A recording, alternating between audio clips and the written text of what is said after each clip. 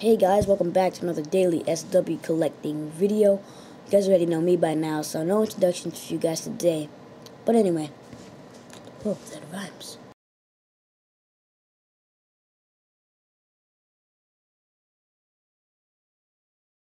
Alright, so this video might be quite long since I still need to catch up on last week's topic and I still have to do this week's topic. And you guys know how much I talk.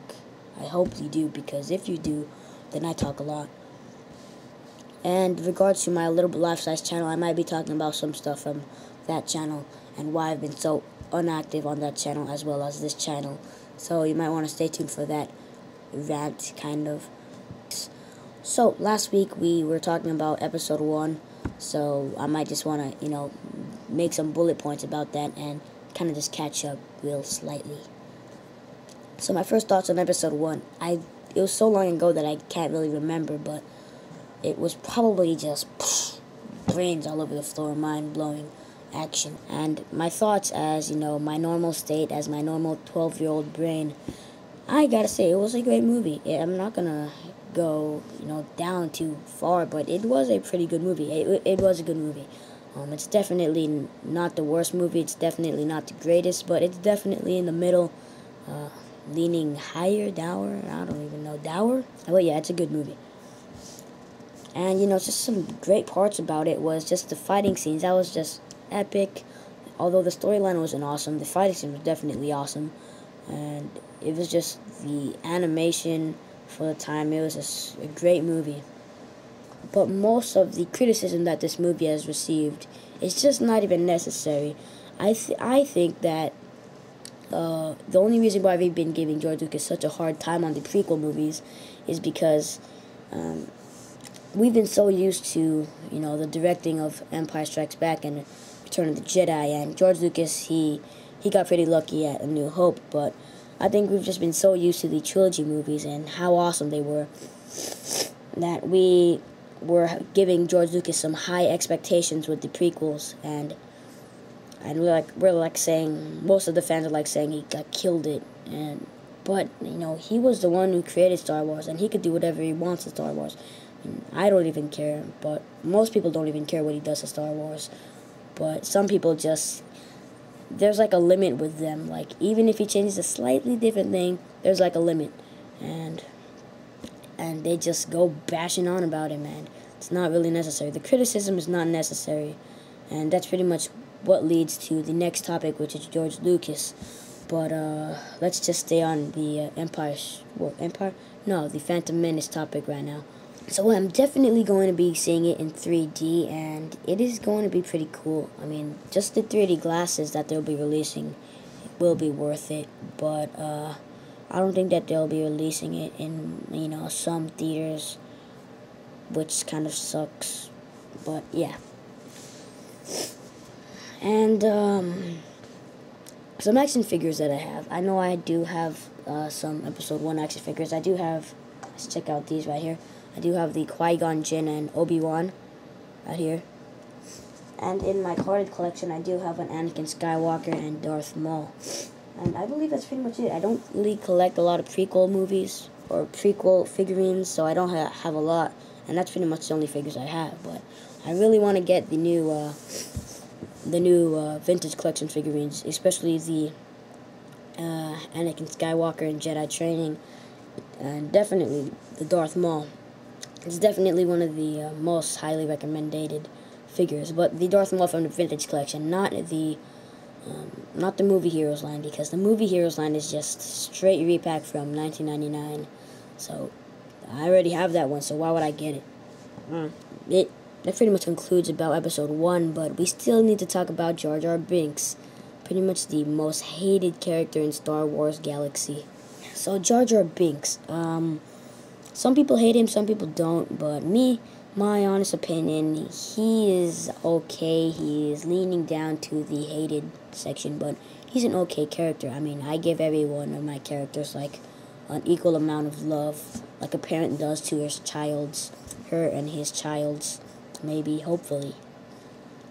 But yeah, Jar Jar Binks, I'm trying to think of some ways that he's helped us in the Star Wars, in episode 1 at least, And there is one way. There's one huge way.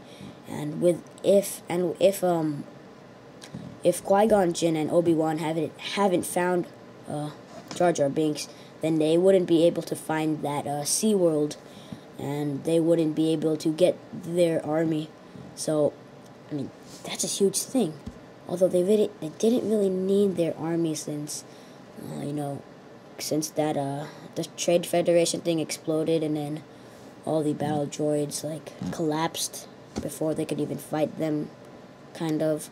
But yeah, I mean, that was a huge thing that Jar Jar did. I mean, without discovering his annoyingness, they wouldn't be able to, survive. But they did, and Jar Jar Binks is an okay character. So George Lucas, what do I think of that guy? He is awesome. I mean, without him, we wouldn't have Star Wars, and without Star Wars, we wouldn't have me, and without me, we wouldn't have... So what do I think about his retirement? It's kind of weird, because, I kind of like avoiding that topic there, because I don't even really know how to answer that, but...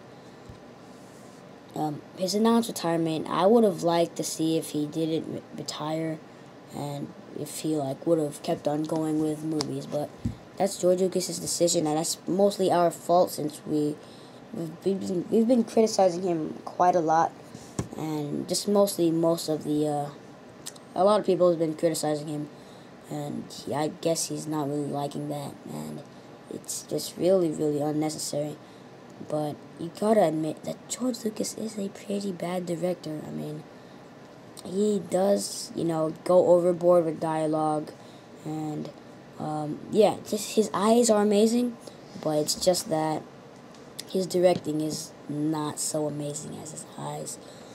But his critics, I mean, yeah, it's just really necessary, because with the critics that, the criticism that he's been getting pretty much led him to his announced retirement, and I hope that the critics, they finally know what they've done.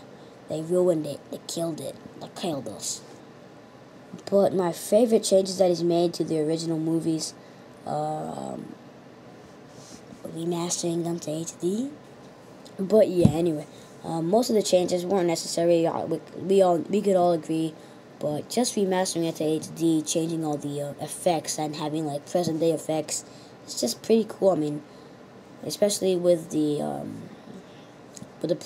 trilogy movies. So our character discussion of this week is of R2-D2, everyone's favorite astromech droid and the counterfeit of C-3PO.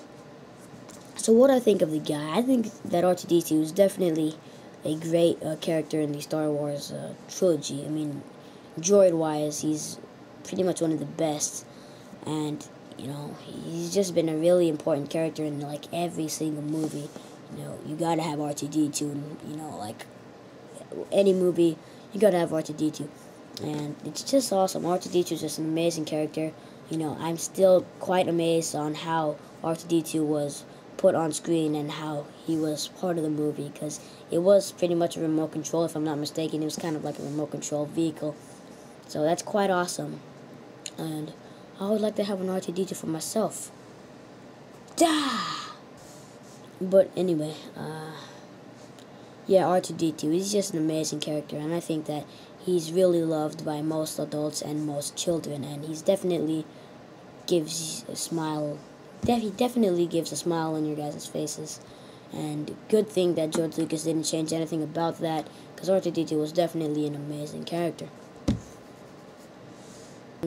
So I guess that pretty much concludes of this week's episode. I know I didn't talk a lot. I just felt like I just needed to cut some things out, and I just didn't want to go overboard with this video.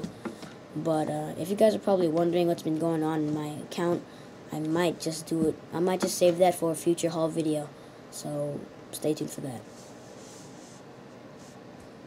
Bye.